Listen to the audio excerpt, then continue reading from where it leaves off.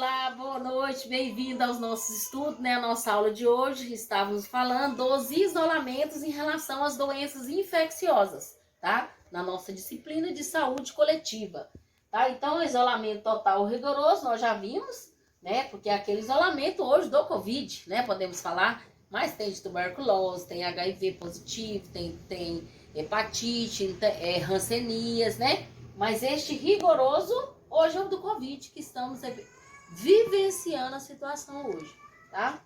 Para casos de doenças altamente contagiosas que requerem cuidados completos, sendo necessário o uso do gorro, óculos, máscara, avental, luvas e propé. Então, todos os EPIs terão que ser inseridos neste profissional na hora do atendimento desse paciente no isolamento total ou rigoroso. E tem que ser identificado também pela equipe de enfermagem, né, da CCIH, nesta unidade hospitalar para este atendimento. Temos também o isolamento respiratório, né, utilizado em caso de doenças de transmissão aérea, por meio de respiração, tosse e gotícula, expelida pelo doente. A principal proteção é o uso da máscara descartável, tá? A N95, que é a mais indicada, tá? Isolamento entérico ou precaução entéricas, né? Que são geralmente utilizadas na presença de diarreias, tá? Entéricas, diarreias, tá? Que voltado para diarreias, provocadas por agentes infecciosos transmissíveis. É obrigatório o uso de luvas e avental, preferencialmente descartáveis, tá? Hoje o que mais usamos é descartável nos nossos atendimentos a pacientes isolados, tá? Isolamento reverso ou protetor visa a proteção de clientes imunodeprimidos em que a baixa resistência facilita o desenvolvimento de doenças transmissíveis, tá? Que podem tornar-se extremamente graves, pondo em risco a garantia do tratamento. Deve-se observar rigorosamente a aplicação de técnicas sépticas no contato com o cliente, além dos fones e objetos da enfermaria. Então, esse isolamento reverso e protetor é aquele paciente imunodeprimido. Um paciente que já está lá, né, tem um câncer, talvez em fase paliativa, né, numa fase já bem avançada. Esse paciente, se ele adquirir uma doença infecciosa, o quadro dele piora da noite para o dia. Então, isso é o isolamento protetor, né? Esse paciente vai ficar no isolamento só para evitar que ele tenha contato com outros pacientes que possa ter algum tipo de infecção, tá? Precaução padrão. Nós vimos muito falar em precaução padrão no Covid. Estamos vendo muito falar o tempo todo, né? Em precaução padrão. De acordo com a associação Association for Practitioners Infected Control, a PIC, sempre se deve tomar as seguintes precauções: evitar o contato direto com sangue e fluidos orgânicos, lavando as mãos com frequência e utilizando luvas de proteção. Lavagem das mãos, gente, é o que eu sempre prezo e falo para vocês, né? Quero que vocês saiam deste curso com este fundamento, né, bem já consciente em relação a esse fundamento.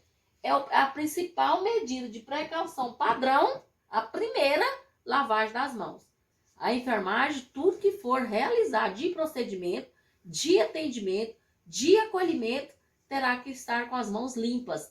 Lavar após o atendimento também, tá? Antes e após. E hoje a luva de procedimento, ela está essencial em todos os procedimentos, tá? Eu vou transportar um paciente do centro cirúrgico para a maca. Primeira coisa, a luva de procedimento, tá? Lavar as mãos e coloca a luva de procedimento. Lavando as mãos com frequência, utilizando luvas de proteção. Uso consciente de agulha, cortantes e pérfuros cortantes, com cuidado especial quanto ao descarte adequado, com a manipulação segura em recipientes apropriados, tá? Então, assim, é de suma importância, né, esse cuidado em relação a essas medidas de precaução padrão, tá? Aumentar a confiabilidade dos clientes usando essas mesmas precauções para todos os demais que se encontrem em ambulatório, pronto-socorro e UTIs. Uso consciente dos equipamentos de proteção individual, EPI padrão, como máscara de proteção respiratória, óculos de acrílico, avental, luvas de látex ou de silicone e propé, tá? São os EPIs, né, gente? Algumas doenças infecto-contagiosas transmitidas por bactérias nós vamos falar, né, de algumas doenças transmitidas por bactéria, tá? Que são várias, né? Mas nós vamos falar só de algumas, né? Igual eu falei para vocês, a gente até costuma realizar um seminário, né, em relação a isso, essas doenças infecciosas, para vocês aprofundarem mais.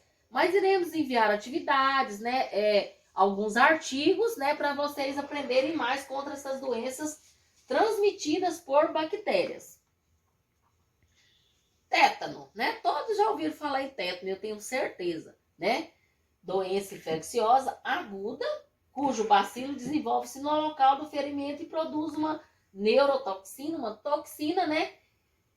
Que ao atingir o sistema nervoso central, por isso que falamos neuro, né? Sistema nervoso central, provoca os sinais e sintomas da doença, tá? Então essa aqui é a bactéria do tétano, o agente etiológico é Clostridium tetani, tá?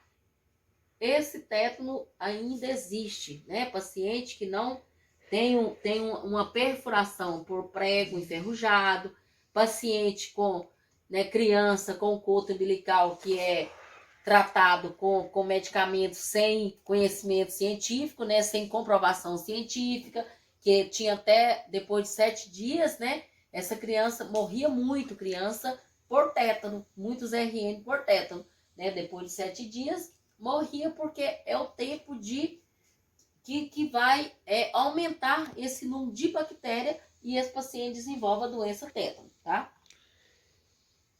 Modo de transmissão: objetos contaminados que penetram em feridas, ferimentos insignificantes, queimadura, coto umbilical, etc. Que é um dos principais também, é o coto umbilical. Sinais e sintomas: rigidez de nuca, que é o principal, né? Fica rígida, não consegue virar. Contraturas e espasmos musculares, fica trêmulo o paciente. Mialgia intensa, dor muscular. Posição de epistômago, fica naquela posição. Riso sardônico, que é o riso um pouco torto com trisma. Músculo contraído, febre e sudorese intensa, tá? Então é difícil a gente ver febre e sudorese, né? Então, com febre e ainda o paciente está suando. São os principais sinais e sintomas do tétano. Diagnóstico: exame clínico e físico, tá? O que é exame clínico e físico? Vai no médico, o médico já provável, né, já dá o diagnóstico, porque vai se dar por um ferimento, né, ou coto umbilical, então uma coisa fecha o diagnóstico com a outra, tá? Tratamento: debridamento da ferida, antibiótico, soro antitetânico, tá? Que é o soro antitetânico, vacinas miorrelaxantes, sedativos, ambiente isento de barulhos e iluminação excessiva, porque o paciente acometido por tétano, ele não consegue claridade no olho dele, tá? Ele sente desconforto na claridade, sente muita dor na claridade, tá? Tuberculose, uma outra doença, né, transmissível, né, por bactéria, né, bactéria da tuberculose, tá? Definição: doença bacteriana crônica de caráter social, tá? Se pega aí em qualquer lugar, ocorrendo com maior frequência em regiões de precárias condições, tá? Ou também é uma doença oportunista, né? Um paciente que já tem uma outra doença, o bacilo da tuberculose acomete ele. Agente etiológico: bacilo de Koch, vocês vão ver isso muito na unidade hospitalar, ou Mycobacterium tuberculosis, tá?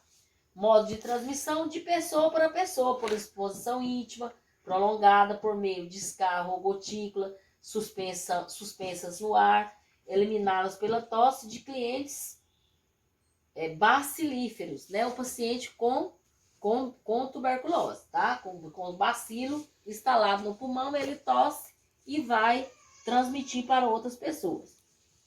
Sinais e sintomas: tosse produtiva e persistente, febre, perda de peso,